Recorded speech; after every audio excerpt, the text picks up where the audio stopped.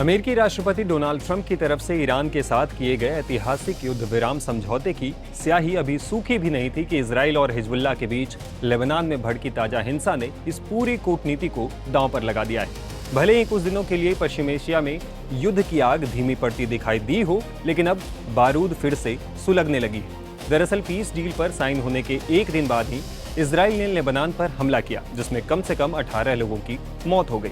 Peace deal की शर्तों के मुताबिक इजराइल को लेबनान पर हमले रोकने थे, लेकिन पीएम नेतन्याहू ने इससे इनकार कर दिया था। इजरायली सेना यानी आईडीएफ ने दावा किया है कि उसने गुरुवार रात से अब तक दक्षिणी और पूर्वी लेबनान में 80 से ज्यादा ठिकानों पर हवाई हमले किए, जिनमें हिजबुल्लाह के दर्जनों लड़ाके मारे गए।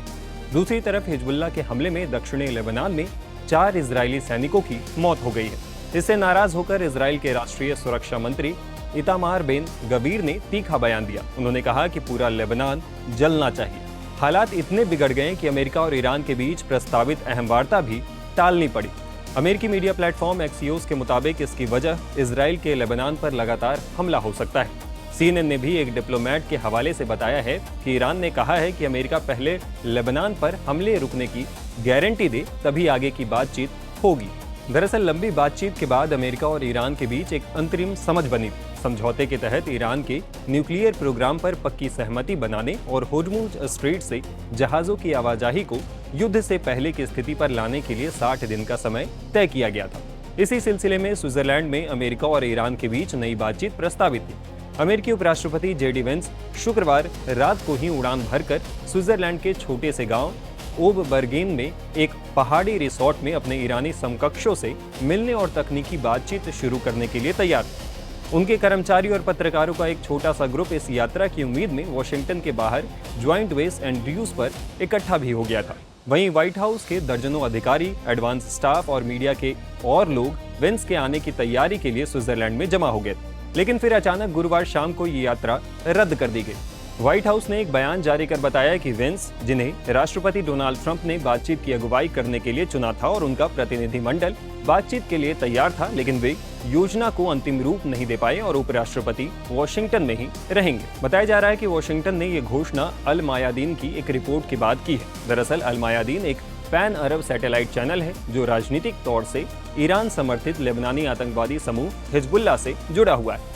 रिपोर्ट के मुताबिक लेबनान में इजराइल के जारी मिलिट्री ऑपरेशन की वजह से ईरान स्विट्जरलैंड में अपना प्रतिनिधिमंडल भेजने में देरी कर रहा था। अब आइए समझते हैं कि आखिर ईरान और अमेरिका इजराइल की लड़ाई के केंद्र में हिजबुल्लाह कैसे आया।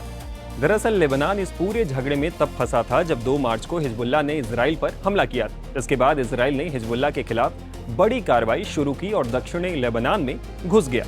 अब ईरान और अमेरिका के बीच समझौता होने के बावजूद इजराइल ने अपनी फौज वापस बुलाने से इनकार कर दिया है। वो दक्षिणी लेबनान में अपनी एक सुरक्षा सीमा बनाकर बैठा हुआ है। उसका कहना है कि ये उत्तरी इजराइल को हिजबुल्लाह के हमलों से बचाने के लिए बेहद जरूरी है। इजराइल की फौज ने दक्षिण के उन गांवों को मिट्टी में मिला दिया है जहां उसके मुताबिक हिजबुल्लाह छिपा हुआ था। वहीं बुधवार को इजराइल ने एक नक्शा जारी किया जिसमें दक्षिणी लेबनान में अपने कब्जे का इलाका और बढ़ा दिया है। इजराइल ने यह भी कहा कि वो इस सीमा से बाहर भी हमले कर सकता है। अब हिजबुल्लाह और इजराइल के बीच गुरुवार रात हुए संघर्ष के बाद हालात और बिगड़ने के संकेत मिल रहे हैं। इजरायली प्रधानमंत्री बेंजामिन नेतन्याहू ने कहा है कि हिजबुल्लाह को अपने हमले की बहुत भारी कीमत चुकानी पड़ेगी। नेतन्याहू ने शुक्रवार को जारी बयान में कहा कि हिजबुल्लाह के आपराधिक हमले और संघर्ष विराम के खुले उल्लंघन के बाद मैंने गुरुवार रात ही सेना को हिजबुल्लाह पर जोरदार हमला करने का निर्देश दिया था। इधर इजराइल और अमेरिका के बीच भी दूरियां साफ तौर पर देखी जा रही है। अमेरिकी उपराष्ट्रपति JD वेंस ने गुरुवार को इजराइल सरकार के कुछ सदस्यों पर खुलकर हमला किया। उन्होंने कहा कि इजराइल बहुत अकेला पड़ गया है और उसके नेता अमेरिकी मदद की कदर नहीं कर रहे हैं। वेंस ने कहा कि डोनाल्ड ट्रंप पूरी दुनिया में इकलौते ऐसे राष्ट्र प्रमुख हैं जो इस वक्त इजराइल के साथ हमदर्दी रखते हैं। इजराइल में जो भी समझता है कि उसकी सबसे बड़ी समस्या अमेरिकी राष्ट्रपति हैं, उसे जागकर हकीकत देखनी चाहिए।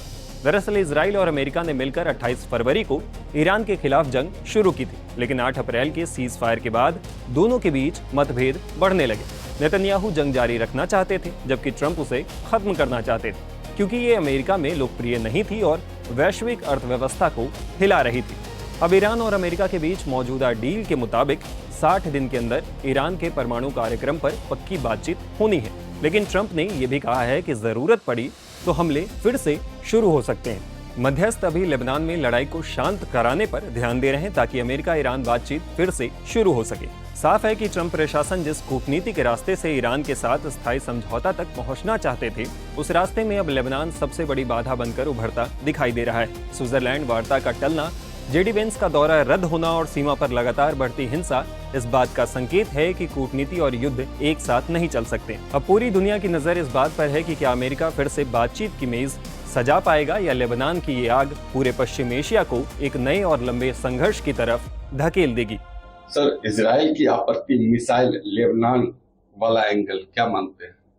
नहीं, बिल्कुल इजराइल की आपत्ति है कि ये जो एमओयू हुआ है अमेरिका और ईरान के बीच में, इसमें तो केवल जाकर के हॉर्मूज और फिर आगे जाके यूरेनियम का जिक्र है। ईरान का जो मिसाइल प्रोग्राम है उसका कोई मेंशन ही नहीं है।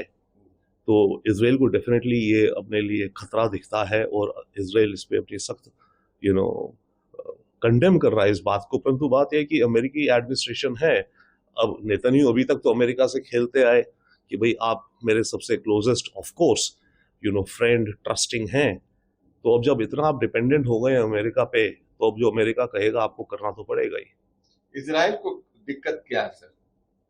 इजराइल को दिक्कत यह है कि ईरान स्ट्रॉन्गर हो गया है। ईरान अब इस रीजन में एक रीजनल पावर उभर के आया है।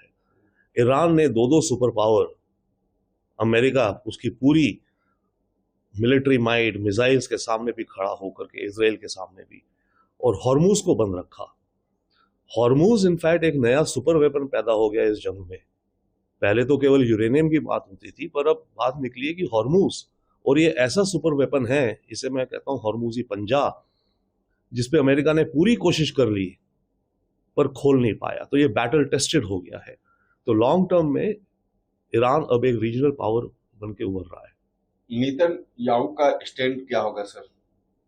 नेतन्याहू का स्टैंड बहुत ही केयरफुल और बैलेंस्ड होना होगा। उसको अपनी डोमेस्टिक पॉलिटिक्स देखनी है, और डोमेस्टिक पॉलिटिक्स में उसके जो राइट विंग के फार राइट मंत्री हैं वो तो इसको बिल्कुल कंडेम कर रहे हैं कि जो हुआ है अमेरिका ने गलत करा है। अब वहां से अमेरिका कह रहा है, जेडी वैंस ने कल रात कहा कि बेहतर ये होगा कि इजराइल के जो मिनिस्टर्स हैं वो अपने शब्दों का चयन संभाल के करें, क्योंकि हम ही आपके अकेले दोस्त बचे हैं। पूरी दुनिया में इस समय इजराइल के दोस्त कम हो गए हैं, और वो सच्चाई भी है।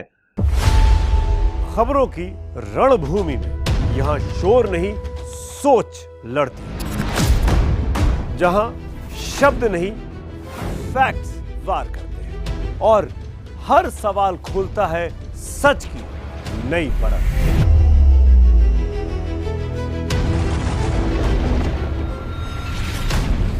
चक्रव्यूह आपके अपने सुमित अवस्थी के साथ सोमवार से शुक्रवार शाम 6:57 पर टाइम्स नाउ नव भारत पर।